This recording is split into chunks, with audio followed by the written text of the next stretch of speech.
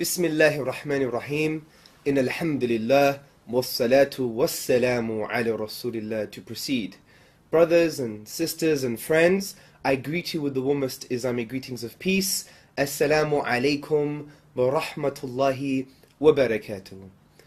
I want to talk about Keristofer Heytchens and some online atheists. Why do I want to do this?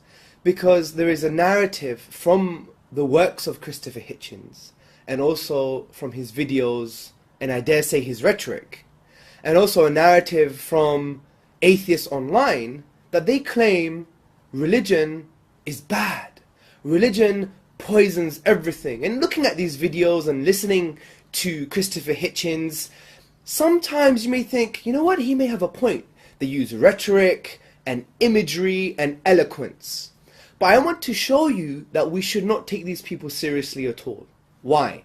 Because they are not nuanced, they are not academic, and their rhetoric is not based on any type of truth. Why am I saying this?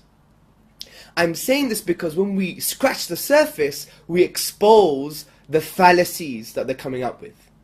For instance, take Keristofer Heytchens' book, God is Not Great. Let's take page 13. And I think page 13 summarizes all of his work. And he says, as I write these words, and as you read them, people of faith are in the different ways planning your and my destruction, and the destruction of all the hard-won human attainments that I have touched upon. Religion poisons everything. Well, is that true, Mr. Heytchens? Is that true, my fellow brothers in humanity, my fellow atheists? Is it true that this rhetoric that you are equating religion, Christianity, Islam, Judaism with evil and poison and murder, is that actually true? Is that a false narrative or a true one? Is it actually true that religion does degrade society and actually makes life worse? Because this is the type of rhetoric that we're seeing, and frankly, it's wrong and it's not nuanced at all. And I want to show you this by actually being nuanced and actually going to academia. Because this is something that you'd realize the atheists online, and especially Keristofer Heytchens, moves away from rational discourse and towards a rhetorical discourse. Let me give you some examples. Now, in 2000, political scientist and professor Robert Putnam, he surveyed 200 volunteer organizations, and it showed that there was a positive correlation between religiosity, being religious, and membership of volunteer organizations. Meaning that the more religious you are, the more likely that you're going to volunteer to these organizations. Take, for example, well-being, self-esteem, and crime.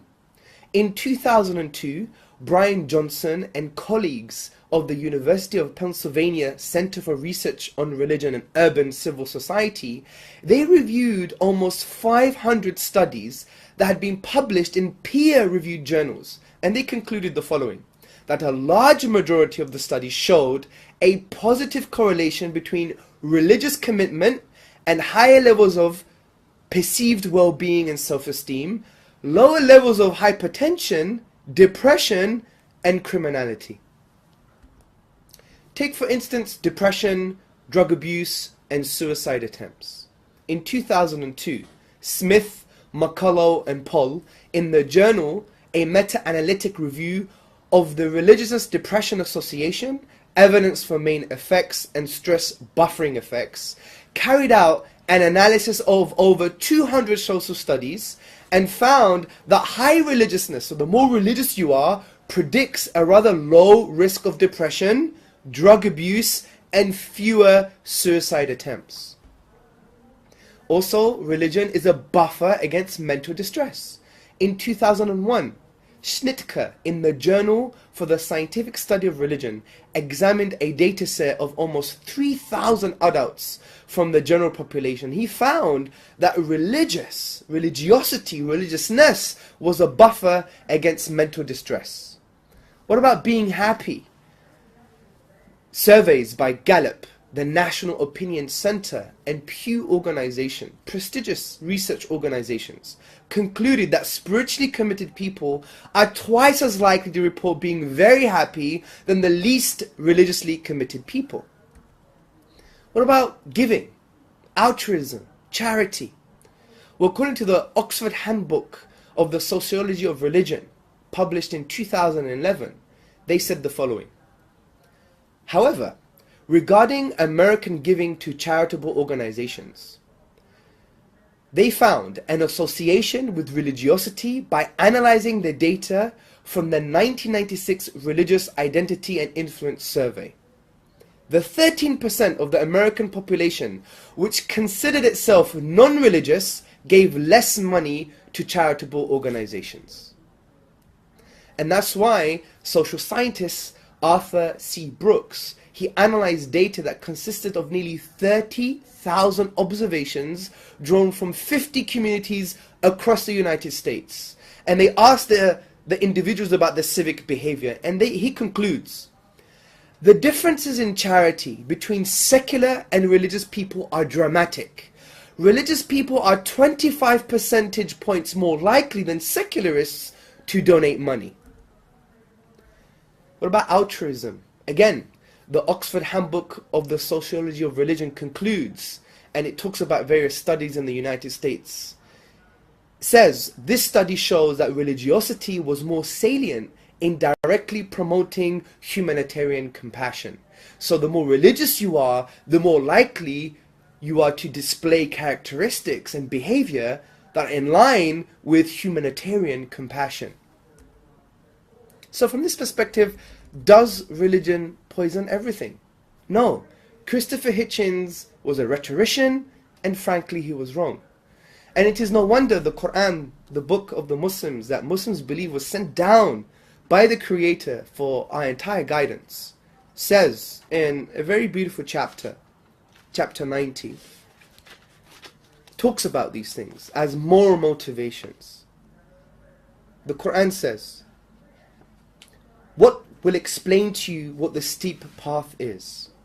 It is to free a slave, to feed at a time of hunger, an orphan relative or a poor person in distress, and to be one of those who believe and urge one another to steadfastness and compassion. So next time on the internet, when you see this imagery and you see the likes of Keristofer Hitchens saying religion poisons everything, remember, it's not nuanced and it's devoid of any academic rigor. And there are many online atheists that do this too. For example, Thunderfoot. You see Thunderfoot, he has pictures of mujahideen or violent Muslims or terrorism and links it to Islam all the time. Again, a very unnuanced, unacademic approach to these type of discussions. But maybe that's for another video. Take care.